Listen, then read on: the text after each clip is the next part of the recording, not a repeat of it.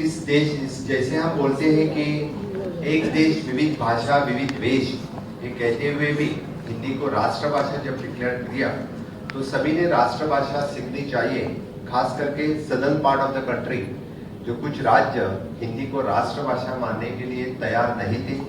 तभी यानी केंद्रीय गवर्नमेंट ने वहाँ के राष्ट्रभाषा प्रमोशन के लिए हर जगह पे इस तरह के बोर्ड और इस तरह के डिपार्टमेंट्स के थ्रू कोशिश की।